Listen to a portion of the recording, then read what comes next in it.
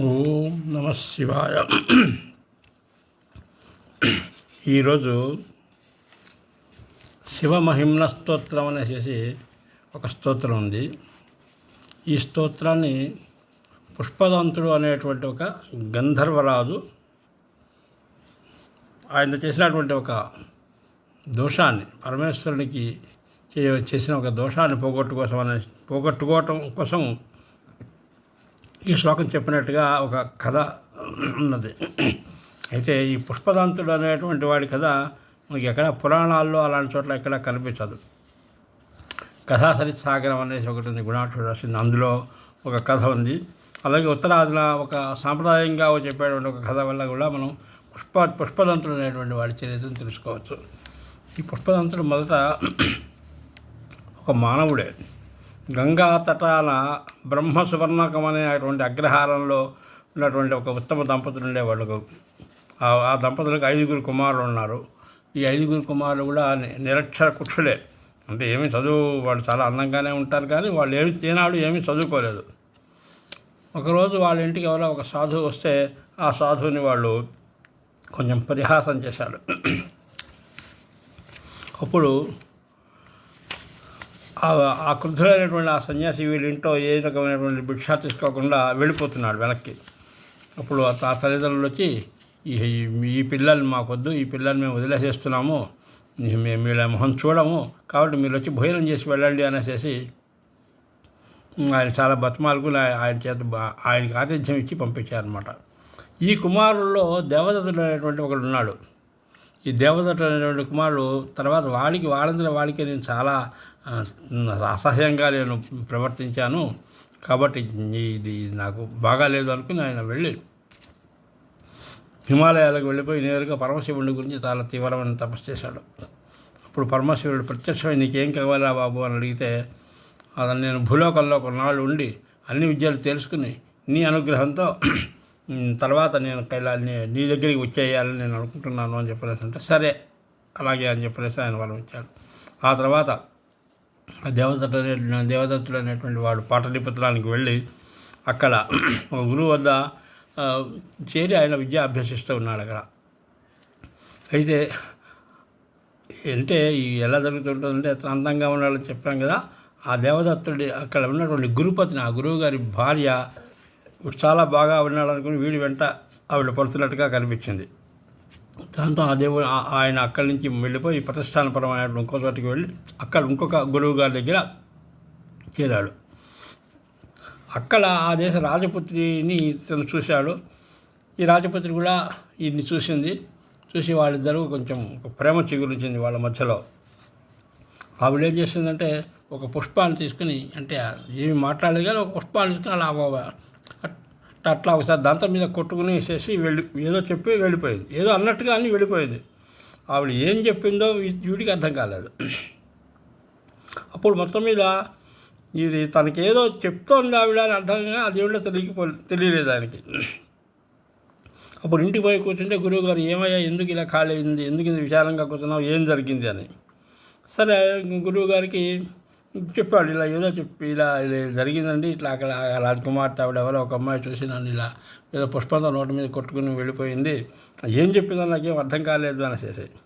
అప్పుడు ఆ గురువుగారు చెప్పాడనమాట, పుష్పాన్ని దంతం మీద కొట్టుకుని పుష్పదంత అనేటువంటి అర్థం ఉంది. ఆ ఊళ్ళో పుష్పదంతం అనేటువంటి ఒక దేవాలయం ఉందిలా, ఆ దేవాలయం దగ్గరికి నువ్వు రా అని చెప్పనేసి ఆవిడ నీకు చెప్పింది, అది దాని అర్థం అని చెప్పనేసి ఆయన అన్నాడు గురువుగారు. బహుశా ఆవిడ అమ్మాయి నిన్ను ఆ పుష్పదంతుడి యొక్క దేవాలయం దగ్గరికి రమ్మని ఆవిడ అని చెప్పి ఉంటుంది. అంటే ఈ పరమానందంతో వీడు వెంటనే ఆ దేవదత్త అక్కడికి వెళ్ళేసేసి ఆవిడని కలుసుకున్నాడు. ఆ తర్వాత ఆవిడని పెళ్లి చేసుకుని ఆ రాజ్యానికి రాజుగా ఉండి చాలా చాలా ఆనందంగా జీవించి తర్వాత ఆయన మరణించాక పరమేశ్వరుడికి ఆయన అనుచరుడుగా ఉన్నాడనమాట. అంటే అక్కడ కైలాసంలో ఉండే శివగణాల్లో ఒకడుగా ఉన్నాడనమాట. పుష్పాలను దంతంతో కొట్టుకున్న సంఖ్య వల్ల వాళ్ళ జీవితం అంతా మారిపోయింది కాబట్టి వాడికి పుష్పదంతుడు అనేటువంటి నామధేయం వారికి ఉండిపోయిందంట అనమాట. ఇది ఒక ఈ పుష్పదంతుడు అనేటువంటి వాడు పరమేశ్వరుని అత్యంతమైన భక్తితో కోరుకుంటూ రోజు పూజలు చేస్తున్నాడు. అయితే అతనికి తర్వాత ఆ విధంగా అక్కడ రోజు అక్కడ రాజుగారికి తోటలో ఉన్నటువంటి ఒక చాలా చాలా చెట్లు ఉన్నాయి, వాటి నుంచి కొన్ని పుష్పాలు కోసుకుపోయి రోజు అతను అక్కడ దేవాలయంలో పూజ చేస్తున్నాడు. దాంతో రాజుగారి భటులను పట్టుకోకుండా అతను అదృశ్యంగా చేశాడనమాట ఈ పనిని. ఒకసారి రాజుగారు ఏం చేశారంటే, వీడు దొరకట్లేదు మనకి, కాబట్టి ఒక పని చేద్దామని ఆయన కూడా శివభక్తుడే కదా, అందుకని శివ నిర్మాల్యం అంటే శివుడికి పూజ చేశాక తీసిన మర్నాడు పొద్దున్న తీసేసేసి పూలు చేస్తాం కదా, దాన్ని నిర్మాల్యం అంటారు. ఆ నిర్మాల్యాన్ని ఒకచోట జల్లించాడు. వాడు పూలు కోసేయకుండా ఎక్కువగా పూలు పూసేయకుండా ఒక చెట్టు దగ్గర కింద జల్లించాడు. దాంతో వీడు అదృష్టంగా పోయి ఆ పూలు కోసుకోవటానికి వెళ్ళినప్పుడు ఆ శివ నిర్మాల్యాన్ని తొక్కడం చేత గబుక్కన వాడి మహిమ పోయి వాడు బయటపడిపోయినాడు అనమాట. అప్పుడు ఆయన రాజుగారు ఆయన పట్టుకుని శిక్షిస్తాడనేటువంటి భయంతో ఆయన ఒక స్తోత్రం చేశాడు శివుడికి. దాన్ని శివ మహిమ్న స్తోత్రం అని అంటారు అనమాట. ఆ స్తోత్రం చేసి ఆ స్తోత్రం వల్ల అతను మళ్ళీ తన పాత శక్తుల్ని పొంది అక్కడి నుంచి అతను అక్కడి నుంచి వెళ్ళిపోయాడు. సరే, ఆ తర్వాత అందువల్ల ఇతను చేసినటువంటి స్తోత్రాన్ని శివ మహిమ్న స్తోత్రం అనేసి అంటారు. దీన్ని ఎక్కువగా మన దక్షిణ ప్రాంతంలో తక్కువ అలవాటు ఉంది దీన్ని చదవటము.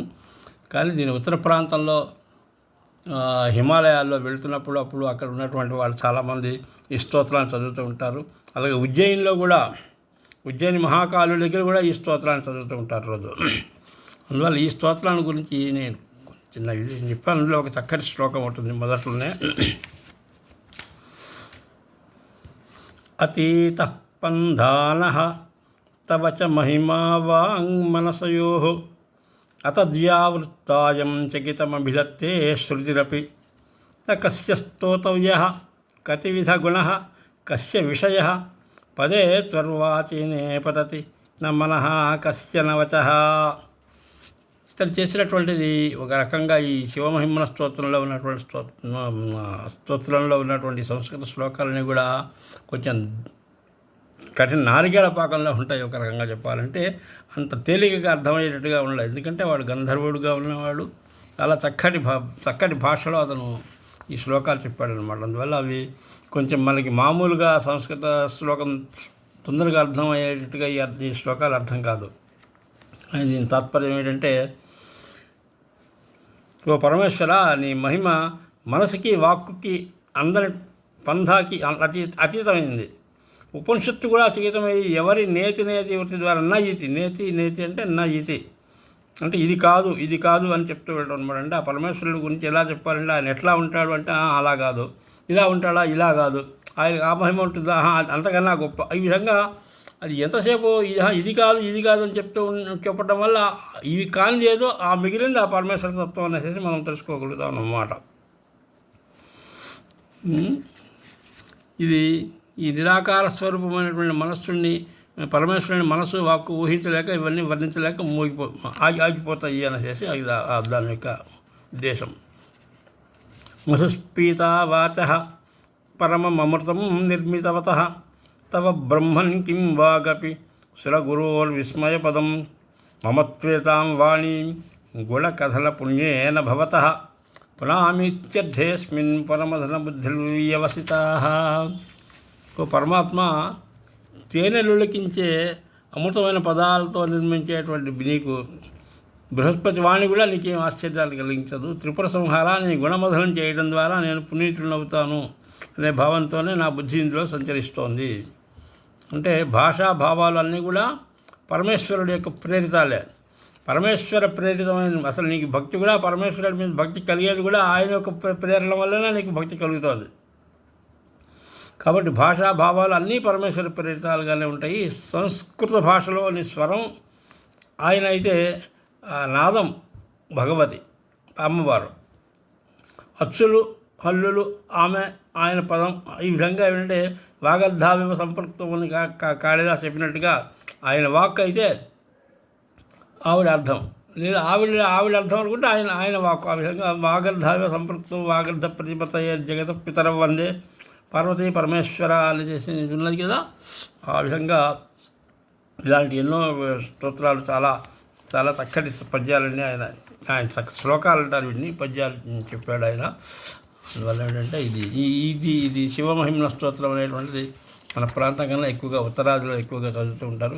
దాని ఉరికని పరిచయం చేద్దామనే ఉద్దేశంగా ఈరోజు ఈ 10 నిమిషాలు మాట్లాడాలన్నమాట. స్వస్తి.